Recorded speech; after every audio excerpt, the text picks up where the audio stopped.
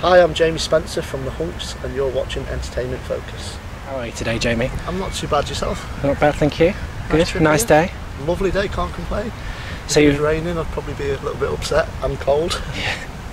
So you're saying you've travelled down here today. What's brought you to London today?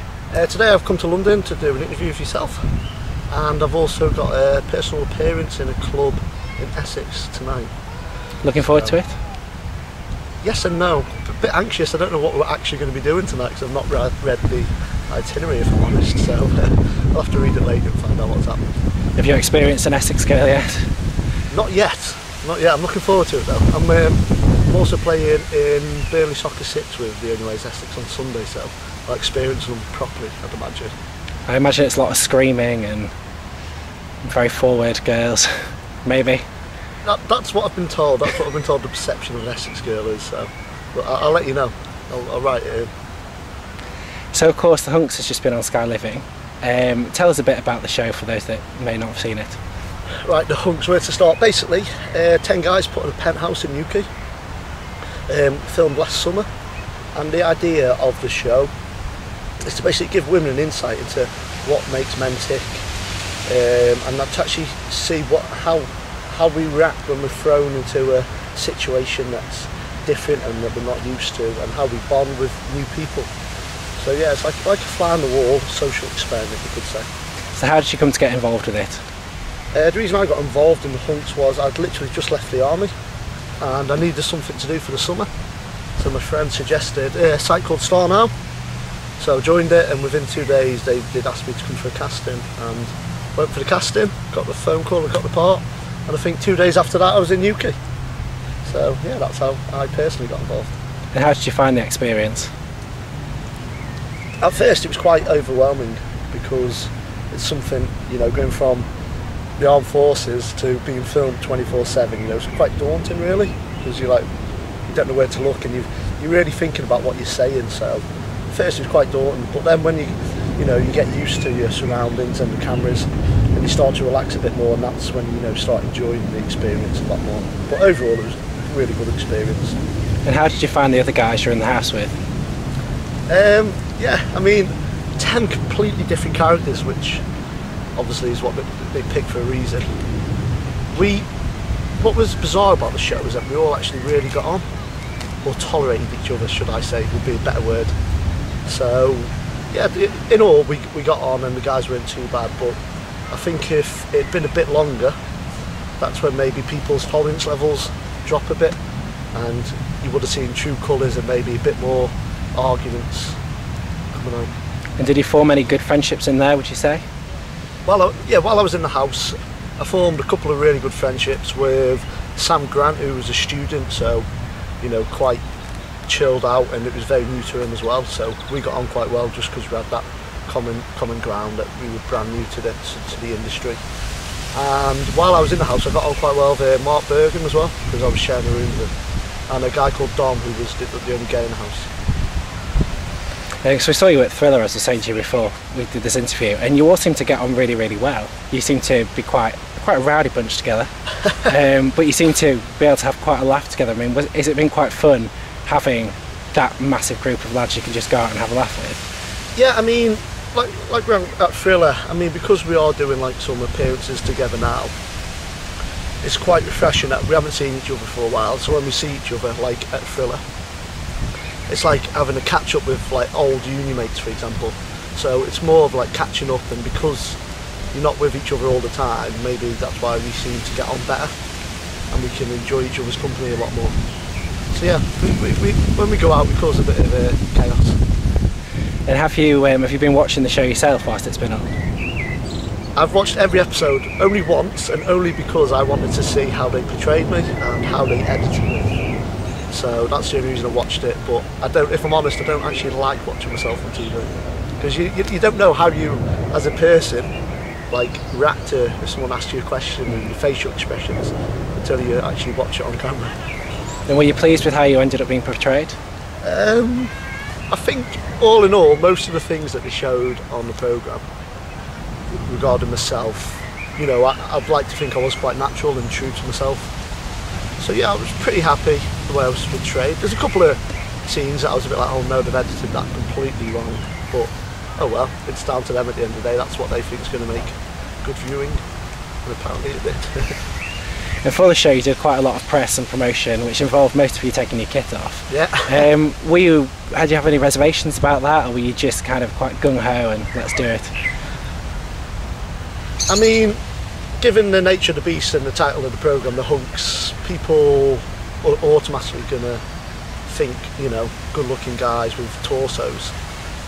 So I think, you know, when you go to do any press-related stuff for the programme, it's going to involve some form of nudity, so to say. So I think it's something that you just got to, you know, take in your stride, and it's inevitable that at one point you're going to have to take the top off.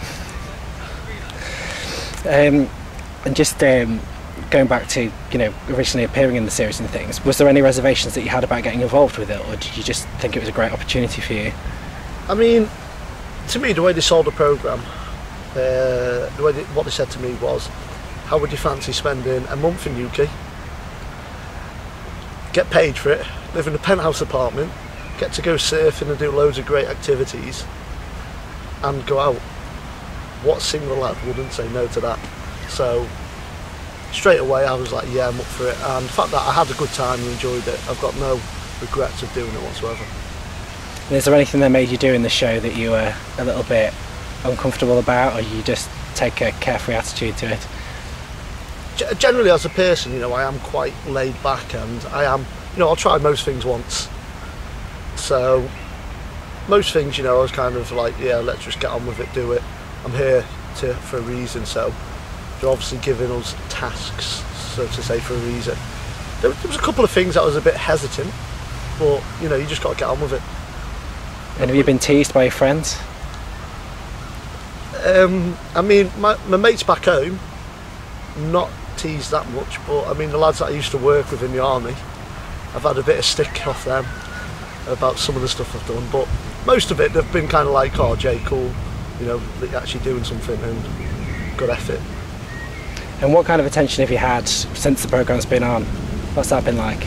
It's weird. I mean, do you know, like when people come up to you like, oh, you're that guy, you're that guy after Hunks? I'm like, nah, it's my twin.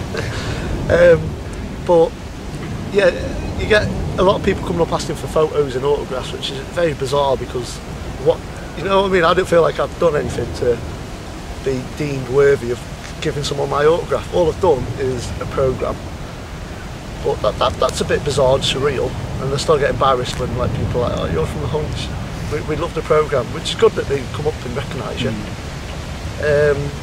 But yeah. Have you had to practice your autograph then? You know what, I've never practiced my autograph, but we played as a team at Soccer 6 on Monday at Charlton, and everyone was asking for your autograph, and I was like, well, it changed every time, so I think it's something I'm going to have to practice. That's if, you know, if we keep doing like the series, and if we do a second one and the popularity grows. Because did you even think about that before you went into it? Did you think how much it could change your life?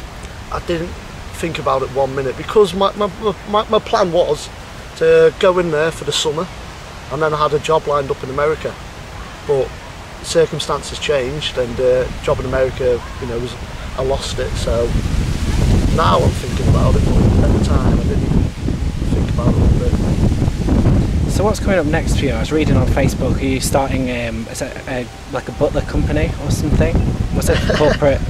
I mean, yeah, I've pretty much in the process at the moment of a thing called J Butlers, which is elite butler service, a bit more classier. So it's, if you heard of cheeky butlers where they just wear an apron, yeah, collars and cuffs with like their ass on show, and I think that's a bit degrading, so mine's going to be a bit classier, and the guys are going to be hand-picked, selected by myself, and it's going to be like elite, so it's going to cater for more big corporate events, and, you know, celebrity parties.